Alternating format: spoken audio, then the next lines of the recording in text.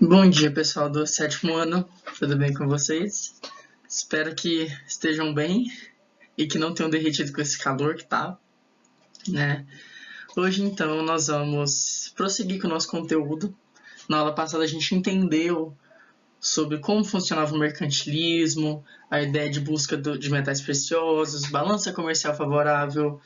Nós vimos sobre colonialismo, nós vimos o pacto colonial, né? Essa ideia da metrópole, que é o lugar que descobre e conquista outros territórios, né? E a colônia, que é onde é descoberto ou conquistado.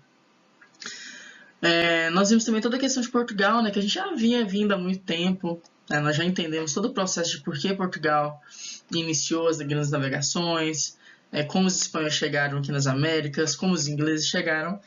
E chegou a nossa vez de ser conquistado ou descoberto. Né? Então a gente tem que ter sempre essa ideia de colônia na cabeça. E esse período que a gente vai ver agora é o Brasil pré-colonial, que é de 1500 a 1530. Ele se chama pré-colonial porque de 1500 a 1530, né, nesse período de basicamente 30 anos, tem uma margenzinha de erro, porque a gente já viu que nada é do dia para a noite, né, nem tudo é tão certinho, mas é uma data estimada, o 1530. Mas porque nesse período os portugueses, de fato, eles não se instalaram aqui, né, assim como os espanhóis fizeram, como o Cortés fez. Mas a gente vai entender esse processo. E a primeira coisa que a gente precisa pensar, então, é na chegada dos portugueses, né?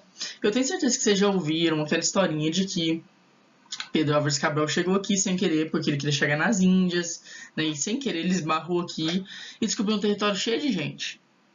Mas a gente já discutiu em sala de aula, eu lembro muito bem disso, né? Não é a primeira vez que a gente toca nesse assunto, mas a gente sabe que houve um planejamento, né? Já se sabia dos territórios aqui das Américas.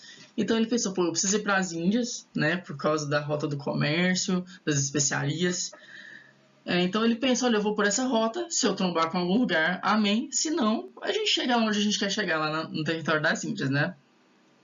Então a gente tem que tirar dessa ideia de que foi um acidente. Né? E que a gente foi descoberto, né? Porque a gente já se sabia desse território e a gente já discutiu muito, né? Que na verdade a gente usa o termo conquista, porque já tinham pessoas morando aqui, né? A gente sabe muito bem disso. Então, a frota de Cabral chega em 22 de abril de 1500. Você não precisa saber essa data certinha, mas se você sabendo do ano, né, que é 1500, já é o bastante, é o suficiente para você. Então, eles desembarcam aqui no Brasil, no território brasileiro, que não tinha esse nome ainda, né? Ele vai ter só lá para 1520 alguma coisa, 1530, né? Ele desembarca então na região que atualmente a gente chama de Porto Seguro, lá no litoral da Bahia. E a frota de Cabral dá o nome de Ilha de Vera Cruz porque eles achavam que era um pequeno território, que era apenas uma ilha, uma ilhazinha. Mas é claro que mais para frente a gente vai descobrir que era um território muito extenso, né? E um dos maiores territórios do mundo, inclusive, né? Quando eles chegaram aqui, então, eles estavam procurando ouro, principalmente, né? A gente viu que nesse momento o poder estava em quem tinha mais metais preciosos, então ouro, prata e afins. Mas quando eles chegam aqui, eles se deparam com tudo menos isso.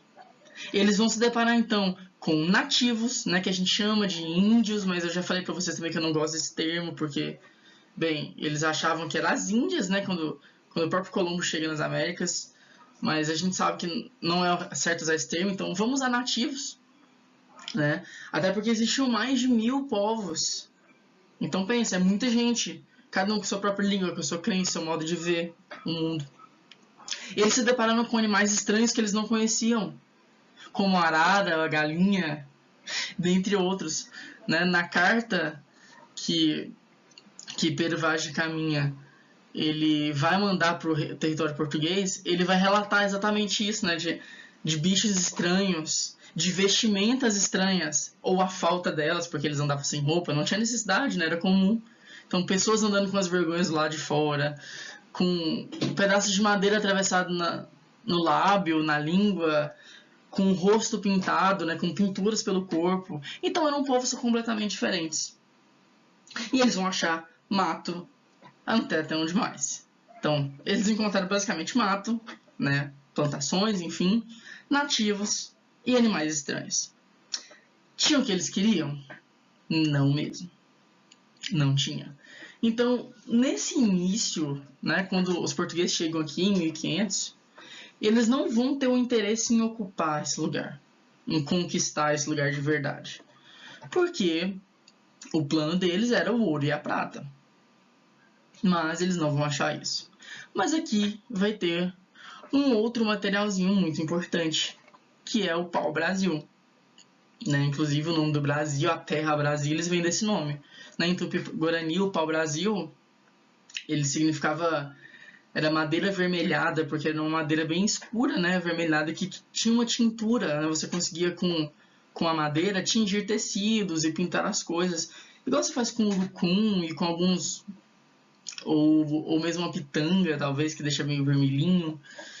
Você conseguia tingir as coisas. Então, os portugueses eles vão ver no pau-brasil um grande potencial aí. É através do pau-brasil, então, que os portugueses eles vão se fazer aqui no território brasileiro. Eles não encontravam ouro, eles não encontravam prata, eles não encontravam nada de valor, né? Porque os nativos, né, não tinham grandes construções como os astecas, os incas, que pelo menos era algo interessante à primeira vista, né? Porque eles levavam uma vida simples, né? Eles caçavam, eles viviam ali sem roupa, eles adoravam aos deuses da natureza. Então, eles vão encontrar ali, no pau-brasil, um plano B, porque o plano A era o quê? Era encontrar metais preciosos. Então, como vai funcionar esse plano B? Era extrair o pau-brasil, ou seja, derrubar a árvore e levar para Portugal. Porque aí lá seria uma tinta extremamente cara por conta da coloração. Vocês sabem que é muito difícil você extrair uma tinta, né? Naquela época você não tinha como hoje, né? Você fabricaria uma tinta que ela não é natural. Então, a cor que o pau-brasil proporcionava era uma cor muito forte, né? Era uma cor muito única, que você não encontrava tão fácil em Portugal. Então, por isso que a gente chama de um plano B, que o plano A era os metais. Então, eles vão para o pau-brasil. E é por isso que esse momento, né, de 1500 a 1530, ele também recebe o nome de ciclo do pau-brasil. Porque o pau-brasil, essa madeira vermelha, vai ser a base da riqueza deles nesse momento. Já que as navegações eram muito caras, a gente já viu. Não era barato você bancar essas expedições mundo afora para tentar descobrir novos territórios. Então, para se pagar, eles pegaram esse meio que plano B.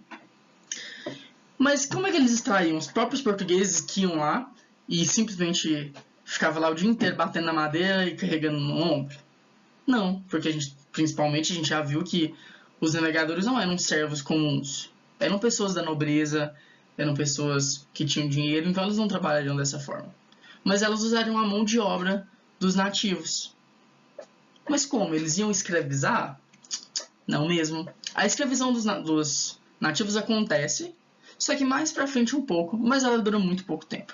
Tá? Ela não dura quase nada. Nesse momento, ela vai durar a base da troca, ou do escambo, que a gente chama também, né? Outro nomezinho. Então, olha só, você trabalha e eu tenho aqui, você colhe para mim essa madeira, e eu te dou aqui um espelho, né? Que é um objeto que você não conhece, você nunca viu na sua vida, que não era fabricado aqui. Ou eu te dou um pedaço de madeira talhada aqui diferente. E objetos, ou roupas, né? Que eles não conheciam, não estavam acostumados. Então, para eles, ok, vale a pena. Né? Eu estou pegando algo novo aqui. Então, não tem essa ideia de escravidão nesse momento. Só posteriormente. Então, a tarefa dessa semana, eu vou enviar para vocês alguns trechos dessa carta de Pero Vaz de Caminha. Ela está escrita num português bem arcaico, mas é interessante eu vou separar trechos que deixam bem claro as ideias que eles tinham. E eu vou deixar só uma perguntinha lá para vocês responderem, e quando vocês abrirem a atividade, vocês vão ver. Então, na próxima aula, nós vamos, de fato, para o Brasil Colônia, a partir de 1530, com as capitanias hereditárias. Certinho? Então, tchau, tchau, até a próxima. Mantenham-se hidratados nesse calor e até mais. Tchau, tchau.